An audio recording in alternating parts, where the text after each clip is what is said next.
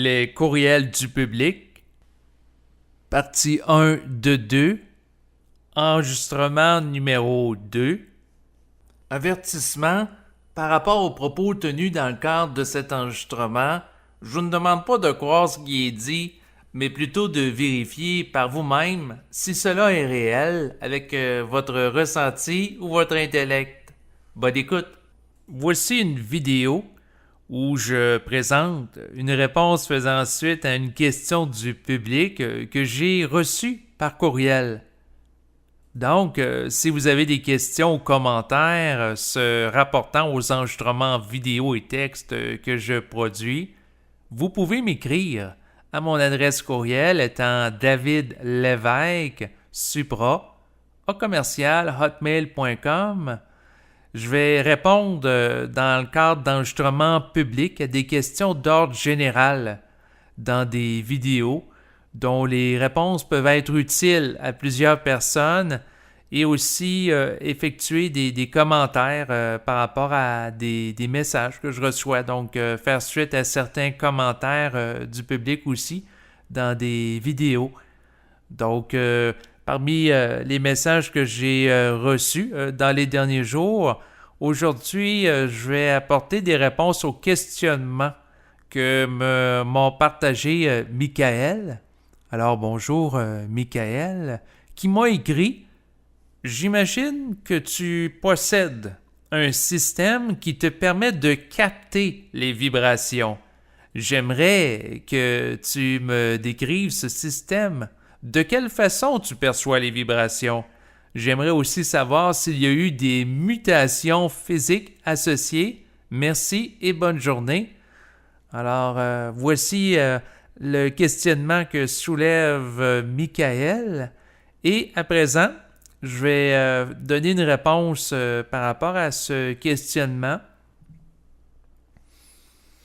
Par rapport à la perception vibratoire, ça se fait en fonction de la sensibilité de chacun. Donc, par exemple, quand quelque chose a une vibration qui est élevée, on peut ressentir à l'intérieur de soi un sentiment de légèreté, alors que si la vibration est lourde, on peut sentir une lourdeur. Si la vibration est plus basse, souvent on va ressentir plus une lourdeur.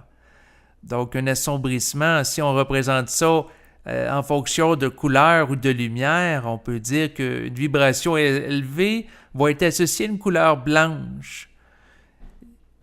Tandis que une vibration qui est plus basse, ça va être associé à quelque chose qui est coloré. Donc, quelque chose qui est associé psychiquement, par exemple, à une entité qui est plus basse en évolution de conscience liée au plan astral. Ça peut être une vibration qui peut être de couleur brune, de couleur rouge, ensuite un peu plus élevée de couleur bleue, de couleur violet, et ensuite dorée. Donc, la couleur qui me vient dans l'esprit, lorsque je pense par exemple à un endroit, à un individu, même tout simplement à un livre ou à un film, donc cette impression-là globale que j'associe à une couleur est en relation avec le fait que la vibration peut être associée au plan astral. Donc ça, c'est la façon que je le perçois. Une autre personne peut percevoir la chose différemment, bien entendu. Donc, autrement dit, la perception de la vibration, c'est comme si c'est une perception qui se superpose à celle de ma vue physique. Donc, autrement dit, si je regarde, par exemple, la télévision avec mes yeux de chair, je peux percevoir dans ce bulletin de nouvelles un individu qui parle. Et au niveau vibratoire, lorsque je regarde ça, je peux, à un moment donné, vivre un état de transe légère où je perds momentanément la notion du temps et de l'espace. Et là, il me vient une couleur en tête par rapport à l'individu. Donc, autrement dit, on peut percevoir quelqu'un et puis là, il vient en tête la couleur brune ou la couleur rouge. Une autre personne, non, c'est une couleur qui est plus bleue, une couleur plus violacée. Et c'est en relation avec des attachements à des formes pensées et également la liaison psychique à l'individu avec certaines entités. Donc, autrement dit, si la personne a beaucoup d'ego, elle a beaucoup d'orgueil, de désir de domination, de s'imposer à autrui, eh bien, je peux percevoir dans le mental une couleur qui est brune, une couleur qui est rouge. Alors que si la personne est associée psychiquement à des entités de haute spiritualité, liées à un idéalisme qui est très fort de faire le bien, d'aider les autres, des fois ça peut être une couleur bleue, une couleur violacée, qui peut être la relation qui est perçue entre l'individu et des entités plus de niveau angélique. Donc, autrement dit, tout dépendant de la personne que vous percevez, eh bien, vous pouvez voir des couleurs qui apparaissent dans le mental en fonction de la sensibilité de la personne et son attachement avec des formes pensées et sa relation avec des entités. Donc, autrement dit, si par exemple, vous voyez quelqu'un avec beaucoup de couleurs, qui a même une coque astrale qui s'y rattache, ça veut dire que la personne n'a pas un ego qui est transparent. Alors que si vous percevez quelqu'un qui est conscient, eh bien, ça peut être associé à une couleur qui est blanche ou très peu d'attachement avec des entités qui sont de plus basse vibration, là. Donc, ça peut se percevoir avec une certaine sensibilité. C'est sûr que d'en parler comme ça peut paraître abstrait. Et ce qui est important de comprendre, c'est que la perception vibratoire se précise à mesure que la personne travaille avec le ressenti. Donc, ça se raffine avec le temps. À mesure que la personne exerce son ressenti et à mesure qu'elle peut percevoir avec clarté la vibration, par exemple, qui se rattache à un individu, à un lieu, à un animal, c'est un petit peu comme pour la perception de couleur que les artistes vont avoir, c'est-à-dire que, par exemple, quelqu'un qui commence à faire de la peinture artistique, eh bien, elle va apprendre à utiliser des couleurs primaires. Ça peut être le bleu, ça peut être le jaune. Et ensuite, elle peut développer des compétences pour percevoir celles issues de mélanges comme un bleu pâle ou un bleu foncé. Donc, c'est la même chose pour quelqu'un qui apprend à percevoir des individus sur le plan vibratoire. Donc, au début, il peut percevoir un bleu, puis à mesure que sa sensibilité s'approfondit, se précise. Ensuite, elle peut percevoir des nuances de bleu, des nuances de bleu foncé, bleu pâle et ainsi de suite. Donc, elle peut avoir une perception vibratoire qui devient de plus en plus fine avec le temps. Et c'est à travers l'utilisation du ressenti que ça se développe, un petit peu comme pour la perception de la neige. Donc, il existe plusieurs types de neige. Quelqu'un qui ne vit pas dans un pays nordique, qui est confronté au froid, peut avoir de la difficulté à faire la distinction entre les différents types de neige, alors que quelqu'un qui vit l'hiver régulièrement, comme les gens au Québec, eh bien, ça leur permet de faire la distinction, par exemple, entre une neige qui est mouilleuse, qui est plutôt lourde, ensuite une neige qui est plutôt composée de cristaux qui sont fins, une neige qui est plus légère, donc une neige aussi qui est mélangée de grésilles. Donc, il y a différents types de neige et ça se développe en étant confronté aux stimuli, à la perception, un peu comme la perception du son. Donc, des musiciens s'entraînent en développant, entre autres, l'oreille musicale à jouer de la musique. Lorsqu'un musicien a développé la capacité d'avoir une oreille qui est absolue, eh bien, il est en mesure, lorsqu'il entend un son, de reconnaître, par exemple, la note qui est jouée.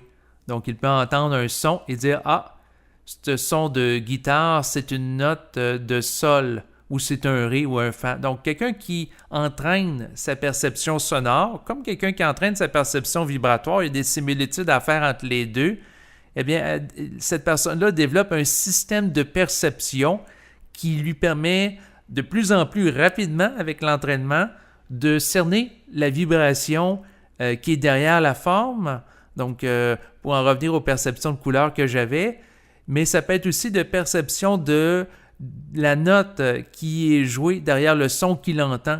Et quelqu'un qui a une oreille musicale qui est très raffinée, eh bien, il entend une chanson et il est capable de jouer au son, de la reproduire avec un instrument, que ce soit de la guitare, que ce soit du piano, et il peut même chanter. Donc, quelqu'un qui, par exemple, écoute un enregistrement de type karaoké avec un arrière-plan musical, eh bien, il peut chanter la voix principale en se basant sur l'environnement musical et chanter directement juste sur la note qui en harmonie avec les notes qui sont jouées dans l'arrière-plan musical. Et c'est le même principe qui s'applique à quelqu'un qui canalise la vibration de son esprit. Premièrement, il faut qu'il le perçoive, qu'il s'habitue à le ressentir.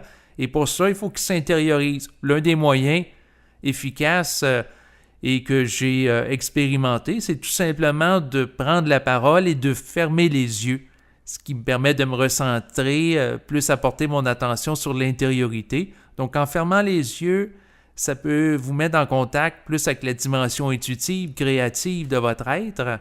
Donc, ça peut être un moyen pour apporter votre attention sur le stimuli, le ressenti, et un peu comme quelqu'un qui joue de la musique, qui va s'harmoniser avec la vibration qu'il perçoit dans une chanson pour chanter. Eh bien, l'individu qui est en contact avec l'esprit s'harmonise avec la vibration qu'il perçoit de l'esprit pour prendre la parole à voix haute, en canalisant son énergie d'une manière de plus en plus adéquate et juste. Donc, une parole qui est juste, comme une note qui est juste jouée par un musicien expérimenté.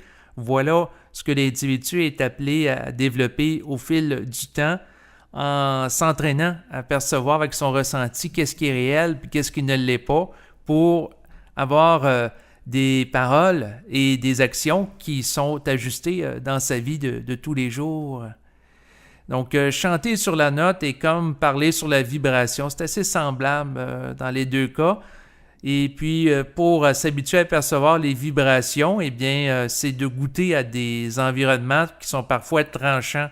Donc, autrement dit, quelqu'un qui assiste à un spectacle de musique rock, de musique heavy metal, avec des gens qui crient, avec des gens qui chantent fort, des gens qui sont habillés avec des pantalons troués, avec des manteaux de cuir. C'est un environnement qui est extrêmement différent que ceux qui se rapportent à la musique classique, où il y a des gens qui sont en complet avec une cravate et qui vont plutôt parler calmement. Donc, vous avez différents environnements. C'est comme la musique, hein, les vibrations.